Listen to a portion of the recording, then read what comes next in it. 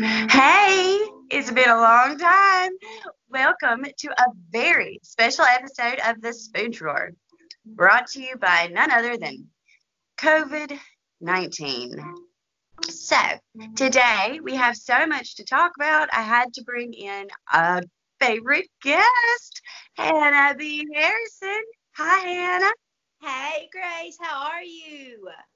Well, a little hot under the collar, but we're going to get to that. How are you? I'm good. I'm hanging in there. It's been me and you just had a pretty good laughing session, so my heart's happy right now. I can say that. Oh, good, good. So, what brings us to talk about the COVID-19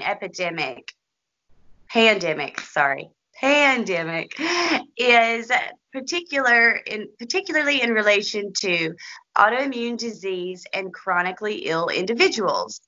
That is the namesake for our show. Spoonie is a person who is chronically ill or dealing with autoimmune disease. Yep, you got two in your screen there. So we felt like we really needed to bring a very special episode, particularly for the most susceptible part of the population outside of the elderly. So I appreciate you joining me today, Hannah, as we dive into this once again gritty subject matter. But if you're new to the Spoon Drawer, thank you for joining us. It's been a minute since we've done an episode, but we love doing them. So, Hannah, what do you have for us today? Okay, so you asked me to come on yesterday. You surprised me. You said we had a date, and I was thinking, how can we have a date? We are 6 hours away from each other, and it's a pandemic. And you said we have a date in a spoon drawer. So I was just on Instagram this morning, and I want to give credit to whoever's page it was. It's lupus_home. And there was this little, I guess it's a meme, it's what you call it, but it goes like this. I do things at a pain level others wouldn't even consider moving at, because if I don't, I won't have a life. This doesn't mean I'm having a good day. It only means that I was able to be stronger than the pain for part of the day. So you're looking at how a person, a spoonie, a person with a chronic illness goes through their life daily with more pain at levels that other people would even consider getting out of bed. And then you add a pandemic, and you add lines out the grocery store, and you add lines at the pharmacy, and you add people that's on platinum like me getting their medicine taken away from them, and their pharmacies denying their prescriptions. It's adding a lot of stress on a population that's already stressed. Oh, absolutely, 100%. And like you said, in ways that most people can't imagine, whether it's dealing with the pain. One thing I want to point out is I know that this has been an issue for both of us in totally different ways. When you talk about our medicine, and Yeah. totally different, because I treat my autoimmune diseases with natural medicine, and I have had an increasingly challenging time getting the natural medicines that I need, whether it's for my immune system or just for something I take regularly. The one medicine that helps cope with food allergic reactions, which I'm allergic to every food, so I mean, I really need this medicine. I have not had it in a month. I'm still waiting on it to get here. Yeah, And just completely just waiting on shipping right now. Is that what you're waiting on? Or are you just waiting on shipping? first, I am waiting on shipping. And what's interesting is natural medicine is considered an essential item. But I know I'm not the only Wow. person out there Wow. who needs it. My life depends on my ability to digest food without having an allergic reaction depends on this one tincture. So to have waited a month, like, I'm lucky that I've not been sicker. I can honestly say that. And then I know what's going on your end, which John Oliver actually talked about just a few nights ago on Last Week Tonight. Tell us what's going on with your lupus medication right now. So I take a medication called platinum. and my mother takes it as well. She has lupus, and it has been found to maybe treat a little bit of the COVID. And what I've seen is that it treats COVID with combined maybe with like a Z-Pack or antibiotic. So there's been a lot of hoarding of the medication. Like I said, there's a support group that I'm in, and a lady got a piece of paper, a letter from her doctor's office that said, "Thank you for your sacrifice. We will not be filling any more of your medicine until this is over. It will go straight to the COVID patients." Hands down. And I want to add in here, that it could take somebody years, Grace, to find the exact medicine combination. Before platinum, my mother could hardly walk. Before platinum, I was bedridden for almost a year. It is nothing to play with to just yank people off their medicine. I also have a cousin that's been on platinum for 20 years. She was only off it long enough to birth a child. What's going to happen to her when she can't fill her prescription? Well, and I want to note that John Oliver did focus on that "thank you for your sacrifice" note, because he brought that up. He showed the message absolutely on the screen, and it's let me just say, I'm sorry, I get caught up because I have so much emotions behind what's going on. But for one, it's not been proven to treat. In fact, it can actually cause like heart problems in the wrong patients if they're treated with this. It's for people to just take it upon themselves to get this medicine is it's ridiculous, because there is nothing that's saying this is the cure.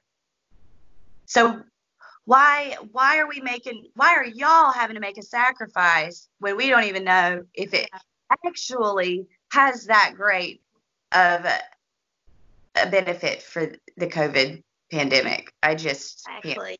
And this is so harsh to say this. And I heard this like extremist say something along the lines yesterday. To a point, to a certain extent, he's got a point. Is cancer still happening? People aren't being able to be treated for some of their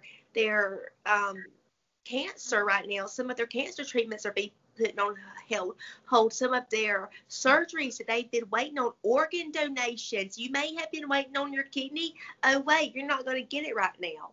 I mean, there's a lot of things going on right now that are just kind of like, hold up, wait a second. I don't know if I quite agree with it, but as far as making a sacrifice, like, it's one thing to ask us, hey, do you want to do this? Do you want to not take your medicine? But just to completely take it away from that person and say it's going to be used this other way, period, in discussion, that's just unacceptable. Let's go ahead and say unacceptable. I agree. And when we talk about the everyday issues of someone who's chronically ill, Spoonie, or somebody with autoimmune disease, there is a specific term for our levels of stress called enduring somatic threat. And this kind of plays exactly into our lives aren't easy on the daily. On the daily, we can experience enduring somatic threat. And I'm just going to put this little definition out there. So on enduring somatic threat model of post-traumatic stress disorder due to acute life-threatening medical events. So our life-threatening medical events can be every day, because every day we don't know where we are as far as remission with our autoimmune diseases. We don't know how to get rid of some of the issues that are caused by a rampant bacterial or even viral infection on the normal day.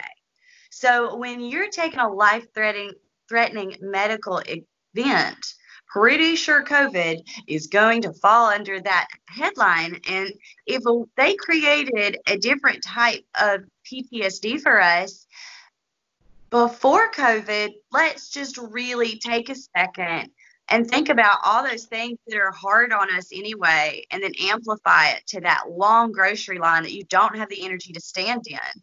Because I think you mentioned earlier, if you had to stand in the line. I couldn't.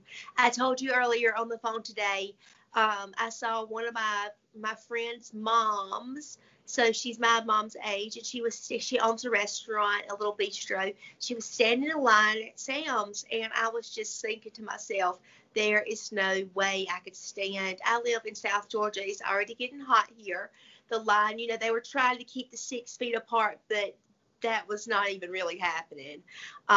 And so the line was just completely out the door where they're just letting a few people in. And I completely get that they have to do that. That's not what I'm saying at all. But what I'm saying is if I would have pulled up on shopping day, which is once every 2 weeks during the COVID times here, and seen that line, I would have just had to turn around and went home. There would be physically no way for me to stand in that line and then to grocery shop and then to pay for my groceries and then load my groceries up, come home and unload them again. And I know to the average person, they're like, wait a second, you mean you can't buy your own groceries? You mean you can't just stand in line like that grandmother over there's doing? No, you can't. And I know that sounds crazy, but that's part of going back to spoons. Imagine that right there that I just talked about. That would take all your spoons. That would be one of those cases where you would be so tired by the time you got done with it that you would probably sleep for the rest of the evening, if not make you sick for the day after. Agree, Grace? Well, I had to go to the grocery store. I did not want to go. I can't stress that enough. But it was when Ben, my significant other, was actually sick. So I had to go to the grocery store. Normally he goes. Even on a good day, he'll be the one to go because I don't have the energy to go. So I went to the grocery store before it opened, thinking that was the best idea. It was the worst idea. There was so many people waiting in line before it opened, and the stress, the whole thing, and how long it took. I literally didn't feel good for 2 days after that. And you that once again, I'm just going to say that is a part of our everyday. So then you add on the potential for a very contagious and life-threatening virus to come and play house in your body and be the thing that finally takes you out when you've been threatened by all the things. Because of a weakened immune system, normal things can be bad, much less a virus that's killing normal, healthy people with no underlying health conditions. And so I think that me and you have really kind of tried to pinpoint throughout this entire situation, not just this week, but what will be the repercussions? What will be our traumas and our, triggers in the future from enduring and hopefully surviving this pandemic? I want to say that for me personally, being the fear of having to go to work too soon before this is over is very scary. And I say that because we are both Georgia residents, and as of today, our governor's face is plastered all over the news because he's deciding to open up the state of Georgia next Monday. And just the thought of that happening, it threatens me. It makes me feel even less safe than I have this whole time to think about us returning to a normal life too soon. That's going to have a much higher death rate. And great. So let me ask you about this. Okay. And I want to go ahead and say here that I am a multi-business owner. Do you hear what I'm saying, guys? 2 businesses of mine are shut down. One's been open for 15 years, a photography business, and one's been open for 3 years, my yoga studio. I shut them down right away. So you're not talking to some blow Joe guy that doesn't know what the hell. This is affecting me 100%, and I still do not think we should open Georgia back up this soon. Well, absolutely. Because, I'm with you, I have several things that I would like to return to, whether it be one job or another. I've definitely not been able to teach any Tai Chi, and my body knows the hours of my classes, and to not be teaching, it throws me off. But I want to even mention, I've been complaining about my lovely little collarbone situation, which my collarbone's been dislocated. This is a problem that I have with my bones because of mixed connective tissue disease, one of the autoimmune diseases that we both struggle with. And I would still rather be in pain and deal with the discomfort than go to a chiropractor and not practice social distancing and may have some relief. But Yeah. it's more than just he could give me coronavirus. No, not only could I possibly pick it up from someone, I was sick in February. Am I one of those people now who's a carrier and not having symptoms anymore? I could very likely be infecting the chiropractor, not even the other way around. And I feel like it's treading real bad territory, because I feel like you're either going to be super susceptible on one hand or a carrier who's infecting others on the other hand. Yeah. I mean, there's only two ways I feel like this could really go. Yeah, and I agree. And I want to go back to say it again, is I understand why they want to open the economy back up. I get it. This is scary, scary, scary. You have family, and you know who I'm talking about, that's been really impacted by this and just lost everything, and they're just so much. And it's so scary, but at the same time, it's my fear is 3 weeks from now, a spike so big that nobody could have ever even imagined. Absolutely. It's going to happen. It's inevitable. The earliest states we're going to open, I think, was May 3rd. And Georgia, for once, decided to be ahead of that curve. For some reason, this isn't the curve we want to be ahead of. And can we also, I know that we can't stay here. I know you have Tai Chi later and stuff, and I just want to know, we're probably getting down to the end of this thing, and I want to talk about the fact of where I live, super south, near Doherty County. And if you have been watching the news or reading Time Magazine or anything, anything, you're going to know Doherty County, because we, and also the county that I live in, the teeny tiny little county of Early County in Georgia, are two of the highest numbers. Like, we have so many cases, and Doherty has so many cases and so many deaths.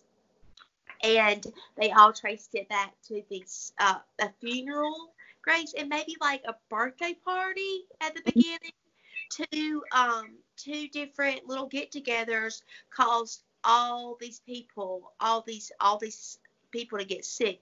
And I'm just thinking, I'm really worried about us opening parts of Georgia that are still being affected so heavily. Grace, have our numbers even gone down yet? So, no, not at all. I was actually going to tell you, in the past 24 hours, I believe I saw this on the news, 900 deaths in the state of Georgia in 24 hours. And he's talking. Yes. So this is very terrible situation for any autoimmune disease, chronically ill individual who's part of the susceptible population. There's nothing we could really offer except for, like, we're in the boat with you. And since we're Georgians, other states whose governors are going to decide to follow Georgia's path and do the same thing. I know Tennessee and Florida and South Carolina. So it's going to be not just our state's Spoonies that are dealing with this. And I just want to mention that you can look on the Spoon Drawers Facebook page, and I will be posting the antivirals that I've been taking, the natural medicine routines that I've been using to boost my immune system, but also like antivirals in case you are fearful that you've been exposed to the coronavirus, because I believe I was, and I was so sick that I believe this medicine is really what helped me come out of it in the timely fashion. I just really don't want people to feel like they're alone. because it's just in Georgia at this 1 minute. But as we know, this news cycle you can hardly keep up with. So I think I don't really have anything else to offer right now. Do you have anything else that's burning on your chest? No, not really. I think we talked about most of it. I'm just so glad to be here today, and I hope that we can do it again soon. I would love to come back. I'm going to say this, like where she can't get out of it because you guys can hold her to it. I want to come back and do some breathing exercises and stuff soon to just kind of get our minds free. And there's just been so much going on. Maybe even some yoga and Tai Chi coming up, guys. I think it was good for us. Been feeling so rough. We've not even been able to do it, but we've been wanting to do it. So hopefully we'll be able to get some of that accomplished. Agreed. Well, thank you so much for joining me in the spoon drawer. You're welcome. We had to have our little outro music. Have a good day, guys. Thank you so much. Much love. Bye.